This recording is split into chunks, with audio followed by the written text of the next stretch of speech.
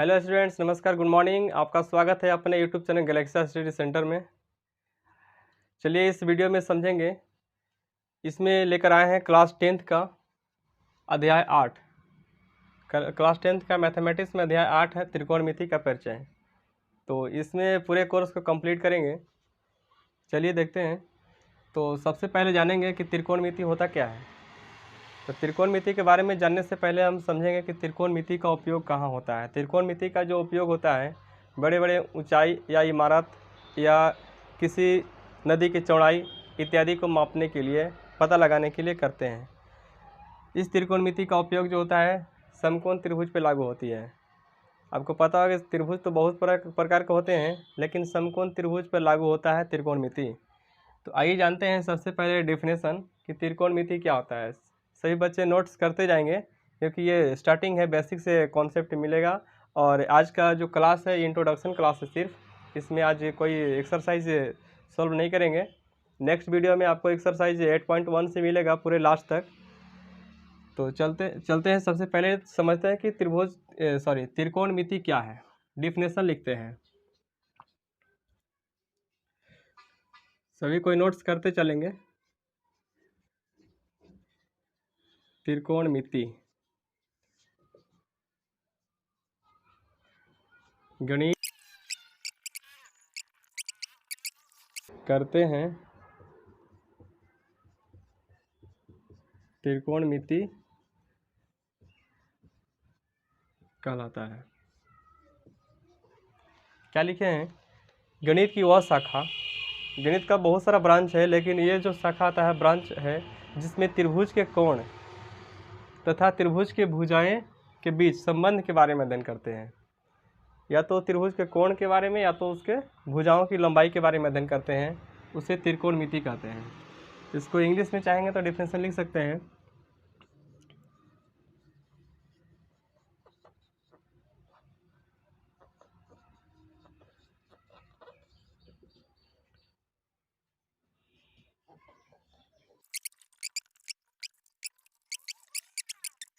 Trigonometry is called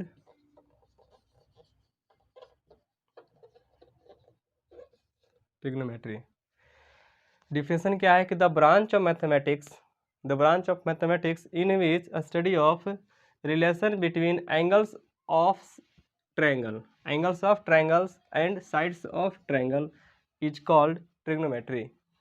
गणित की वह शाखा जिसमें त्रिभुज की कोणों के और त्रिभुज की भुजाओं के बीच संबंध के बारे में अध्ययन करते हैं, उसे त्रिकोणमिति कहते हैं। त्रिकोणमिति जो होता है 3 ग्रीक वर्ड से मिलकर बना है, या लिख देंगे यहाँ पर ट्रिग्नोमेट्री 3 ग्रीक शब्दों से मिलकर बना है, जिसमें क्या क्या है। पहला है ट्री, अगला है गॉन, इसके बाद है मेट्रॉन। ट्री का मतलब होता है 3, जिसको हिंदी में बोलते हैं 3। गॉन का मीनिंग होता है साइड्स, भुजाओं, और मेट्रॉन का मीनिंग होता है मेजर, मापन या माप। इसको परिभाषित ऐसे भी कर सकते हैं कि गणित की वह शाखा जिसमें 3 भुजाओं या 3 कोणों के मापन के बारे में अध्ययन करते हैं, उसे त्रिकोणमिति कहते हैं। The branch of mathematics in which study of measurements of 3 sides और 3 एंगल्स इज कॉल्ड ट्रिग्नोमेट्री। चलिए आगे देखते हैं कि त्रिकोणमिति जो होता है, यहाँ पर लिख देंगे नोट में करके, ट्रिग्नोमेट्री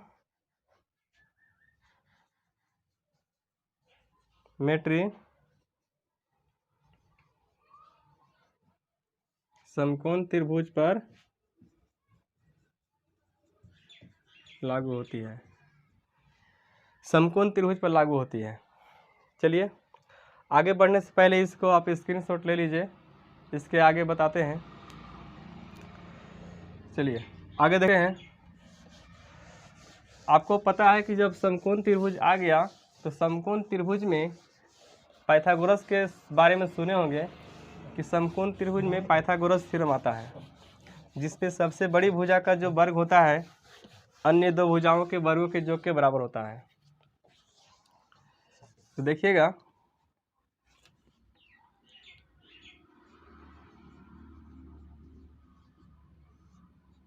समकोण त्रिभुज का गुण। समकोण त्रिभुज का गुण क्या है? Properties of right angle triangle. Properties of right angle triangle. कोई भी समकोण त्रिभुज रहेगा, इस समकोण त्रिभुज में एक कोण 90 डिग्री होता है। आपको पता है कि वैसे त्रिभुज जिसमें एक कोण 90 डिग्री होता है तो समकोण त्रिभुज कहलाता है।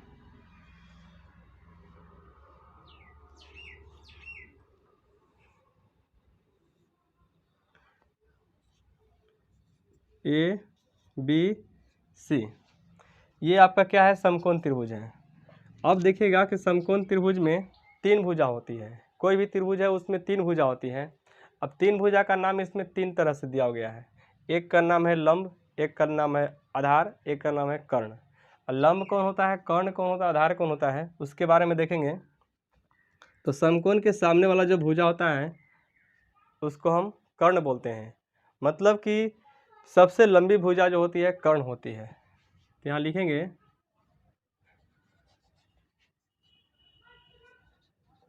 समकोण के सामने वाली भुजा कर्ण होती है। ठीक है, ये हालांकि लिखने की ज़रूरत नहीं है, लेकिन 10th क्लास में है तो आपको बेसिक से लिखना ज़रूरी है। नोट्स में बनाते जाएंगे सारे को। इसके बाद दूसरा है लंब। लंब किसको बोलते हैं? अब देखिएगा, इसके सामने ये जो हो गया ये कर्ण हो गया, इसको इंग्लिश में बोलते हैं हाइपोटेन्यूस। हाइपोटेन्यूस। इसके बाद ये क्या है? ये जो बाकी जो 2 कोण बच गया, दोनों के दोनों न्यून कोण होता है।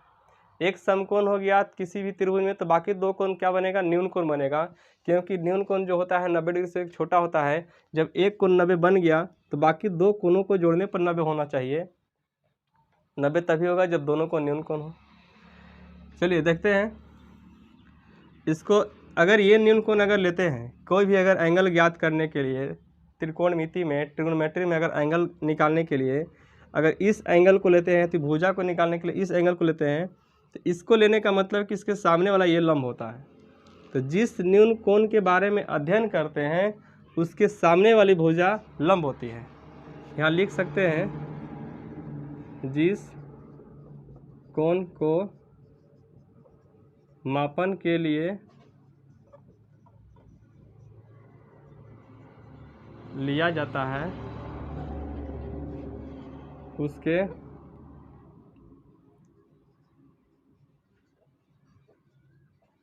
सामने वाली भुजा लंब होती है तथा बाकी तीसरी भुजा, बाकी जो तीसरी भुजा बचेगा, तीसरी भुजा आधार होती है। ठीक है, जिस न्यून कोण को यहाँ पर आप लिख सकते हैं, जिस न्यून कोण। ठीक है, अब यहाँ पर देखिएगा कि लंब, कर्ण और लंब और आधार किसको बोलते हैं ये पता चल गया। कर्ण, आधार और लंब। तो जो समकोण जहाँ 90 डिग्री बनेगा उसके सामने जस्ट लंबवत, जो इसके सामने जो होता है वो कर्ण होती है, हाइपोटेन्यूस। इसके बाद अगर इस भुजा को लेकर चलेंगे तो इसके सामने ये लंब हो जाएगा। अगर इस भुजा को इस कोण को लेकर चलेंगे तो इसके सामने ये लंब हो जाएगा। बाकी जो बचेगा वो आधार होता है। ठीक है, आगे देखते हैं।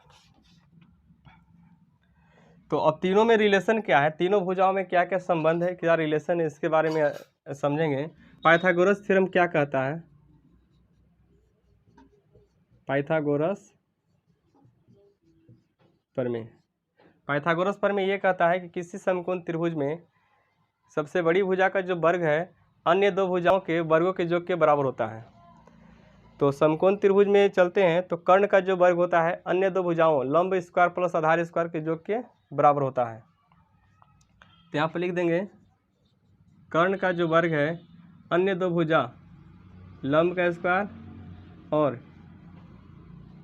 आधार के स्क्वायर के योग के क्या होता है, बराबर होता है। ठीक है, तो यहाँ से कर्ण के लिए AC है, तो यहाँ से इसको हम ले लेते हैं H और इसको हम ले लेते हैं B, इसको मान लेते हैं P, डिनोट कर सकते हैं। तो यहाँ से H का स्क्वायर जो कर्ण है, H का स्क्वायर बराबर लंब है P, अगर इस कोण की बात करते हैं तो लंब है P, तो P स्क्वायर प्लस आधार क्या है, आधार B है, B स्क्वायर।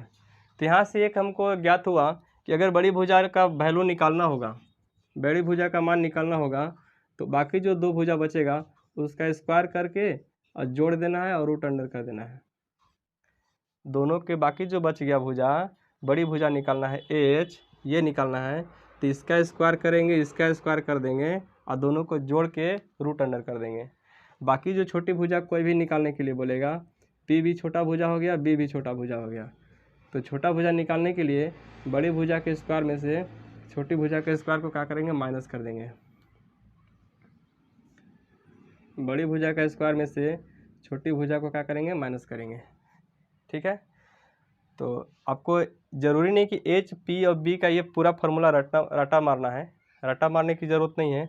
बेसिक समझना क्या है कि सबसे बड़ी भुजा है, ये बड़ा तभी मिलेगा जब ये दोनों को हम जोड़ेंगे, ये दोनों को जोड़ेंगे तभी ये बड़ा निकलेगा। और जोड़ना डायरेक्ट नहीं है, उसका स्क्वायर करके जोड़ना है, वर्ग करके इसके बाद जोड़ना है, और जोड़ने के बाद जो वैल्यू आएगा उसका रूट अंडर निकाल देना है, स्क्वायर रूट। ठीक है, और बाकी जो अगर ये दोनों में से कोई निकालने के लिए बोलेगा तो ये छोटा वैल्यू है ना, तो बड़ा में से तो इसको माइनस करेंगे, तो बड़ा में से माइनस करेंगे इसको, या तो इसको, तो माइनस डायरेक्ट नहीं करना है, उसको स्क्वायर करके माइनस करना है। ठीक है, इसके बाद रूट अंडर निकालना है। तो इस फार्मूला को आपको याद करना पड़ेगा। इससे आप स्क्रीनशॉट ले सकते हैं। इसके आगे नेक्स्ट टॉपिक है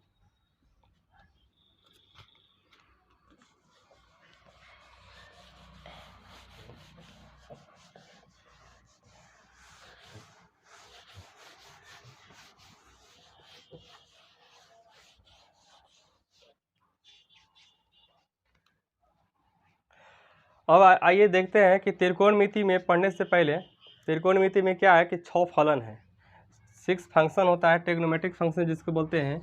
तो वो 6 फंक्शन कौन कौन सा है उसके बारे में स्टडी करेंगे। तो यहाँ पर लिखेंगे त्रिकोणमितीय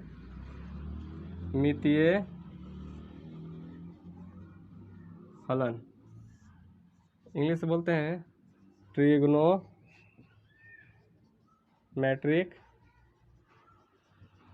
फंक्शन। तो त्रिकोणमिति में 6 फलन है। त्रिकोणमिति में कितने फलन है? 6 फलन है। देखते हैं पहला क्या है, साइन। पूरा नाम साइन है, इसको हिंदी में बोलते हैं जया। दूसरा क्या है, कोसाइन, जिसको बोलते हैं कोजया। तीसरा है टेंजेंट, जिसको बोलते हैं स्पर्शजया, स्पर्शजया। चौथा है कोसेकेंड, जिसको बोलते हैं व्यूजया। पांचवा है कोसेकेंट, सॉरी सेकेंड, जिसका हिंदी मीनिंग है व्यूकोजिया।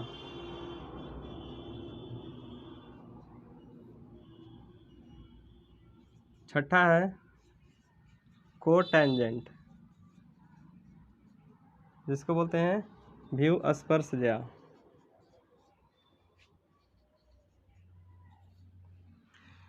ये आपके पास 6 फलन है। 6 का वैल्यू यहाँ पर 6 का नाम लिखा हुआ है। साइन जया, कोसाइन, कोजया, टेंजेंट स्पर्शज्या, कोसेकेंट व्यूजया, सेकेंड व्यू कोजया, कोटेंजेंट व्यू स्पर्शज्या। ये 6 फलन है। 6 का हिंदी मीनिंग जो है बहुत ही टेढ़ा है। आपको लग रहा होगा कि ये हिंदी मीनिंग याद हो जाएगा। हिंदी मीनिंग याद होना बहुत मुश्किल है। वैज्ञानिक को भी ये मुश्किल लगा, तो उन्होंने क्या कर दिया, मैथमेटिशियन ने क्या कर दिया कि इसको हिंदी ना लेकर के सिर्फ और सिर्फ इंग्लिश लेकर के चला। अब इंग्लिश लेकर के चलने के बाद सारे ट्रिग्नोमेट्री का जो भी प्रॉब्लम्स है उसको सॉल्व किया। तो अब इंग्लिश में भी लिया तो उन्होंने क्या किया, इंग्लिश में भी शॉर्ट कर दिया। ठीक है, इंग्लिश में शॉर्ट क्या किया, ये पूरा नहीं लिया, ये केवल साइन लिया। इसमें क्या लिया, कॉस लिया। इसमें क्या लिया, टेन लिया। इसमें कॉसेक, इसमें सेक, इसमें कॉट। बाकी को कोई मतलब नहीं है, ये सिर्फ शॉर्ट वैल्यू लेकर चलते हैं, जिसमें यहाँ से हो जाएगा इसका शॉर्ट नेम क्या हो जाएगा, साइन। और इसके बाद एक थीटा लगाते हैं। थीटा ये बतलाता है कि वो न्यून कोण को प्रदर्शित करता है। थीटा क्या है, थीटा इक्वल टू न्यून कोण है। समकोण त्रिभुज का न्यून कोण थीटा से डिनोट करते हैं। इसके बाद यहाँ से चलेंगे तो कॉस थीटा, यहाँ से चलेंगे टेन थीटा, इसके बाद यहाँ से कोसेक थीटा, यहाँ से लेंगे सेक थीटा, यहाँ से लेंगे कॉट थीटा। आपके पास 6 फलन निकल गया। ट्रिग्नोमेट्रिक फंक्शन ये त्रिकोणमिति का आधारभूत जो रीढ़ का हड्डी होता है ना, वो है। मतलब यही आपको 6 जो फलन है, ये पूरे 6 का उपयोग करके पूरा त्रिकोणमिति का फॉर्मूला सॉल्यूशन करेंगे, फॉर्मूला ड्राइव करेंगे। एक से एक फार्मूला मिलेगा और एक से एक सॉल्यूशन मिलेगा। चलिए देखते हैं आगे। तो इसमें आपको एक चीज़ सीखना होगा नोट में कि साइन थीटा का उल्टा कोसेक थीटा होता है। इसके बाद कॉस थीटा का उल्टा सेक थीटा होता है। इसके बाद टेन थीटा का उल्टा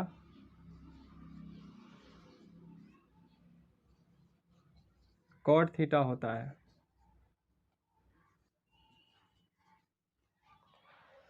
इसको याद कर लीजिएगा। साइन थीटा का उल्टा कॉसेक थीटा, कॉस थीटा का उल्टा सेक थीटा और टेन थीटा का उल्टा cot theta. Sine theta, cos theta, tan theta, मात्र 3 याद कर लीजिएगा। बाकी इसको उल्टा याद कर लीजिएगा, क्या, कॉसेक थीटा, सेक थीटा और कॉट थीटा। ठीक है, तो आइए देखते हैं इसके आगे। इसको आप नोट्स कर लीजिए।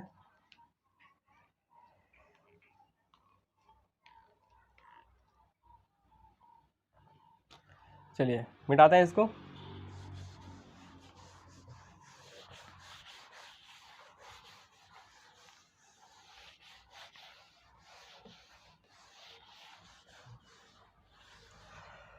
अभी तक हम लोग 6 त्रिकोणमिति फलन सीख चुके हैं। Sign theta, cos theta, tan theta, इसका उल्टा कॉसेक थीटा, सेक थीटा और कॉट थीटा। चलिए अब इसके बारे में देखेंगे कि त्रिकोणमिति के त्रिभुज पर, समकोण त्रिभुज पर किस तरह से भुजाओं के अनुपात को ज्ञात करते हैं ये 6 फंक्शन का उपयोग करके। ठीक है, तो यहाँ पर देखिएगा, सबसे पहले यहाँ पर एक फिगर बना लेते हैं। समकोण त्रिभुज,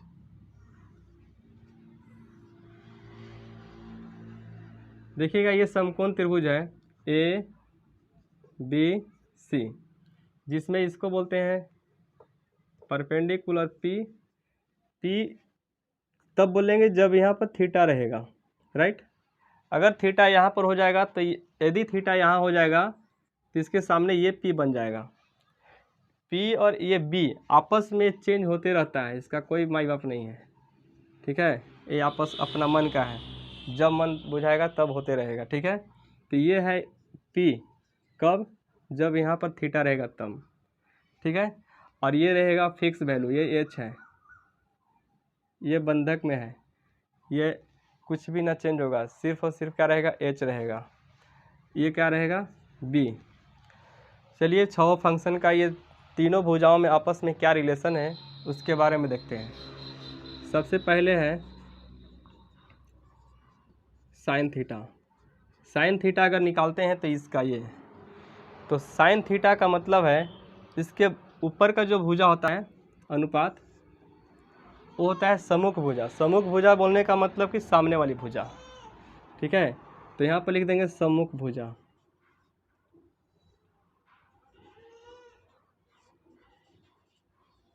सम्मुख भुजा,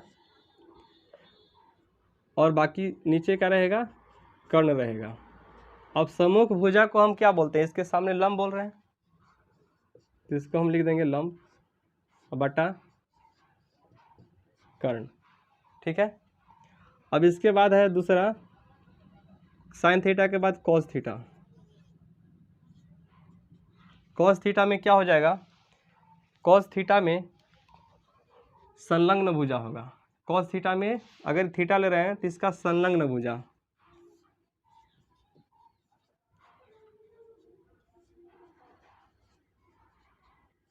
सम्मुख भुजा का मतलब इसके सामने वाली भुजा, और संलग्न भुजा का मतलब कि जो कोण ले रहे हैं उसके संलग्न, मतलब जो लगा हुआ भुजा है, ठीक है। और बटा में जो कर रहेगा वो कर नहीं रहेगा। संलग्न भुजा इसको हम क्या बोल रहे हैं, आधार बोल रहे हैं।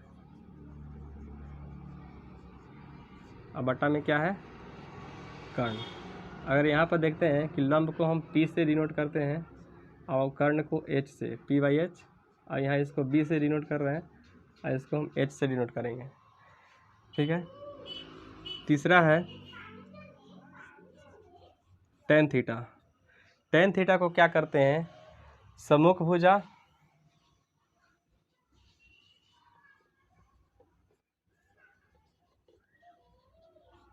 बटा में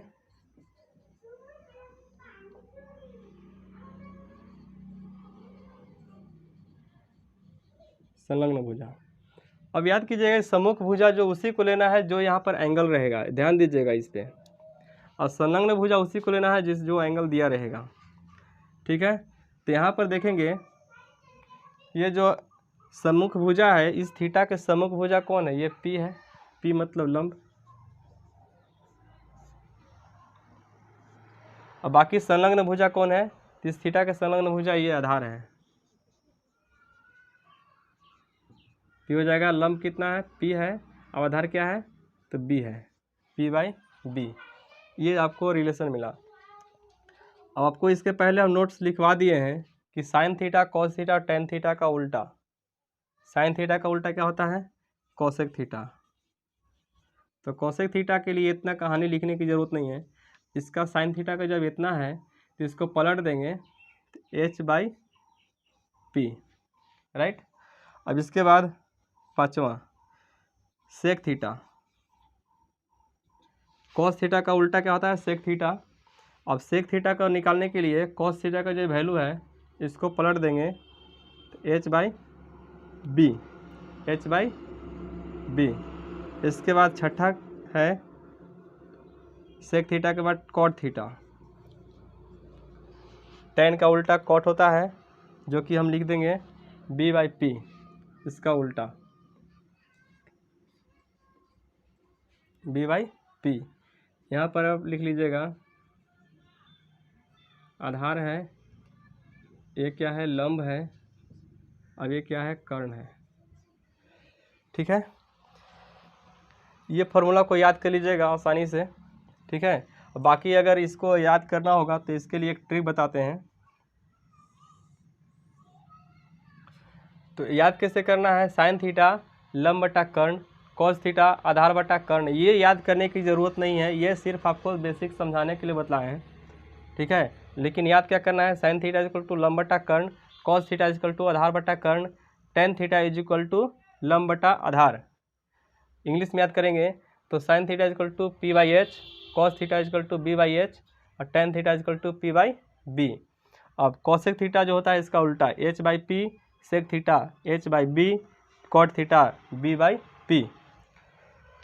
अब देखते हैं इसको ट्रिक से कैसे याद करेंगे। ट्रिक लगाते हैं, तो ट्रिक एक हिंदी के लिए भी है और एक इंग्लिश के लिए भी है, ठीक है, हिंदी के लिए और एक इंग्लिश के लिए। तो हिंदी इंग्लिश के लिए क्या क्या है तो देखेंगे। सबसे पहले इंग्लिश वाला लिखते हैं,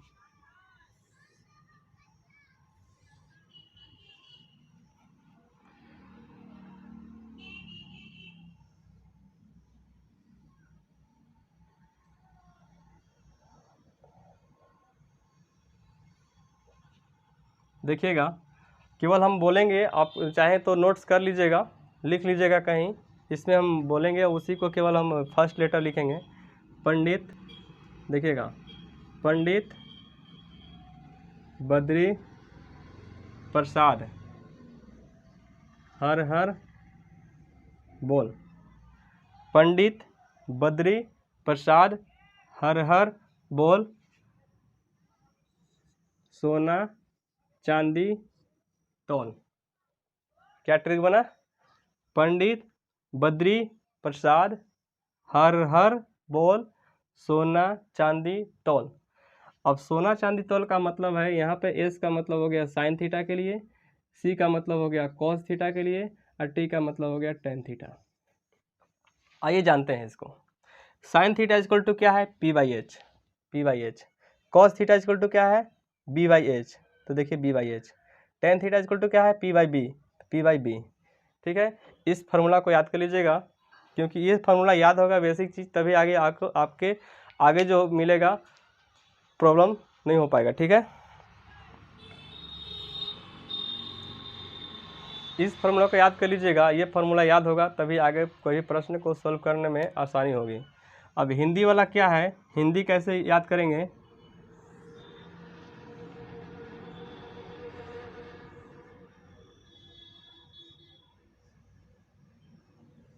चलिए आपको पता है, यहाँ पर लिख देंगे direct sine theta cos theta tan theta. Sequence में चलता है sine cos tan, sine cos tan, sine cos tan. अब यहाँ पर क्या करेंगे, लाल, देखिए क्या है, लाल एल ए एल, लाल बटा कक्का, के ए कक्का, लाल बटा कक्का। ये फार्मूला से कैसे लिखेंगे, sine theta equal to L for लंब, के फॉर कर्ण, लंब बटा कर्ण, देखिए लंब बटा कर्ण, कॉस थीटा इक्वल टू आधार बटा कर्ण, टेन थीटा इक्वल टू लंब बटा आधार। इस फार्मूला को याद कर लीजिएगा, ठीक है। बाकी का ये इसको याद करने के लिए तो आपको पता ही है, इसको पलट देंगे, हर हर बोल पंडित बद्री प्रसाद सोना चांदी तौल, ठीक है। इसको पलट देंगे तो कक्का बटा लाल, जो कि बतलाएगा वैल्यू इस तीनों का value, cosec theta, sec theta और कॉट थीटा, ठीक है। ये सारे नोट्स कर लीजिए, इसको आप स्क्रीनशॉट ले लीजिए। नेक्स्ट आगे टॉपिक पढ़ाते हैं, चलिए ठीक है। चलिए अगला टॉपिक है, वीडियो के अंत तक देखिएगा, क्योंकि लास्ट में कुछ ऐसा ऑब्जेक्टिव टाइप्स बताएंगे जो आपको शायद जानते होंगे या नहीं भी जानते होंगे, तो आप देख लीजिएगा क्या है। अब त्रिकोणमिति फलन का आपस में क्या क्या रिलेशन है, क्या क्या रिलेशन से क्या क्या बनता है वो देखेंगे। तो यदि हम फार्मूला की बात करते हैं, बेसिक फार्मूला है,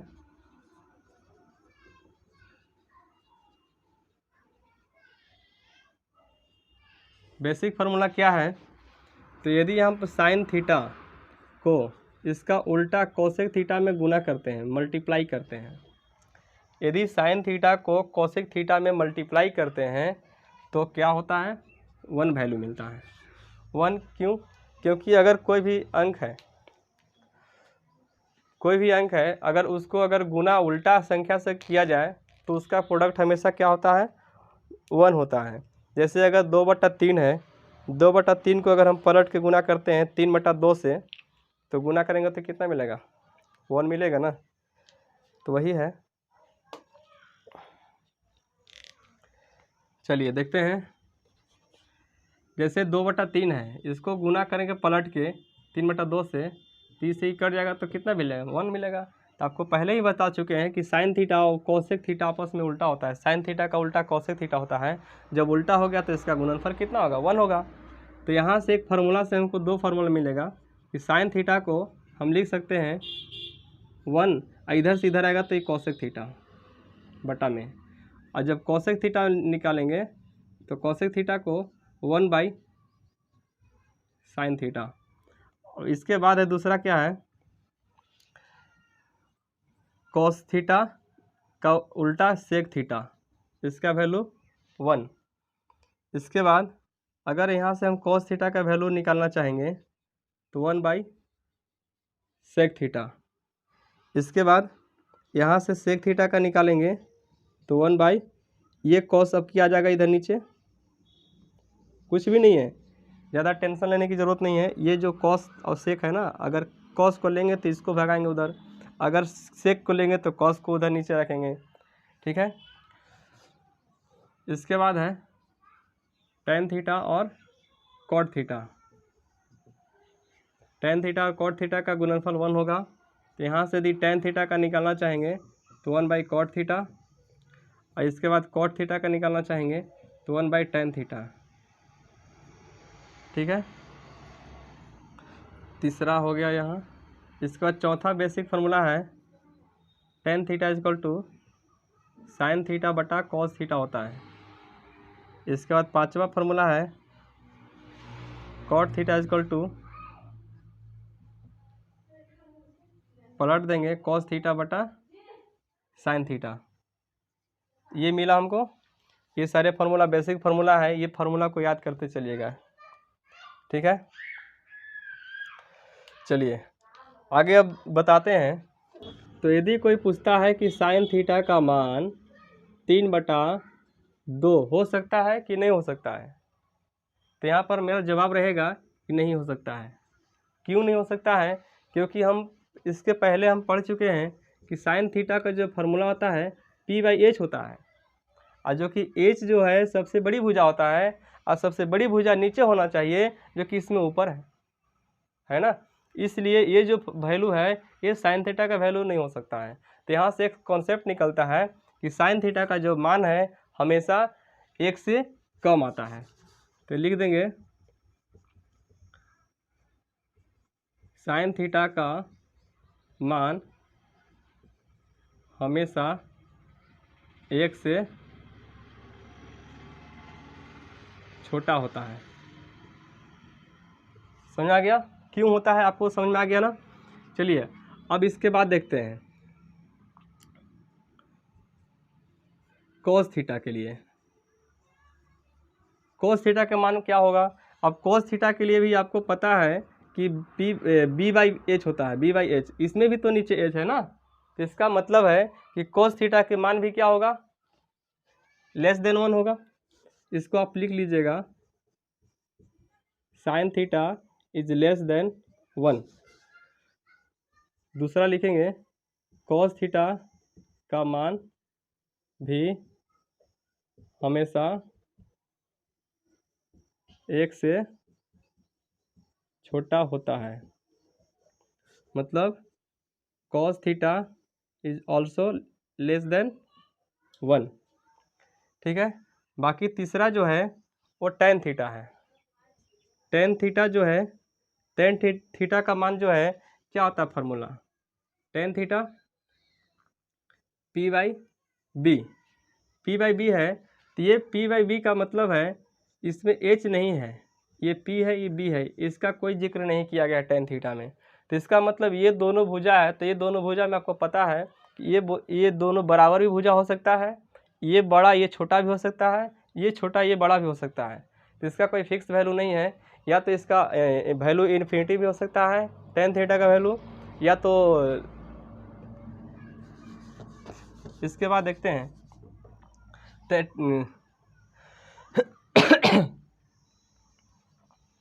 टेन थीटा का वैल्यू की बात करते हैं। तो टेन थीटा का वैल्यू, टेन थीटा का वैल्यू मतलब है कि न्यून कोण के लिए प्रदर्शित कर रहा है, ठीक है। तो टेन थीटा का वैल्यू आपको लेस देन 1 हो सकता है या ग्रेटर देन 1 हो सकता है। इसका कोई नियम नहीं है, क्योंकि टेन थीटा का जो फार्मूला है वो P/B है। यदि P और B आपस में बराबर हो जाएगा तो 1 वैल्यू बतलाएगा, यदि B का वैल्यू बड़ा रहेगा तो लेस देन 1 होगा, अगर B का वैल्यू छोटा होगा तो ग्रेटर देन 1 होगा। तो इसलिए इसका कोई फार्मूला नहीं है, ये बड़ा भी हो सकता है, छोटा भी हो सकता है और बड़ा भी बराबर भी हो सकता है। तो चलिए देखते हैं, इसमें लिख देंगे tan theta is equal to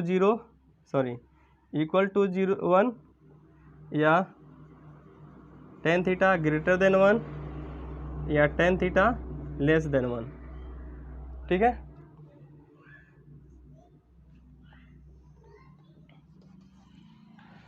इसके बाद इसका उल्टा तो आपको समझ में आ गया होगा कि साइन थीटा का मान हमेशा 1 से छोटा होता है। यदि साइन थीटा का उल्टा कोसेक थीटा लेंगे तो कोसेक थीटा का मान बड़ा हो जाएगा किससे?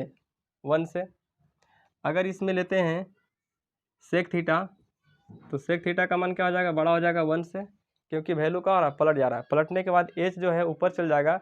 एच ऊपर जाने का मतलब है P/H है, P/H है। एच ऊपर जाएगा मतलब कि ऊपर में बड़ा हो गया, नीचे छोटा हो गया, ठीक है। बाकी इतना ही।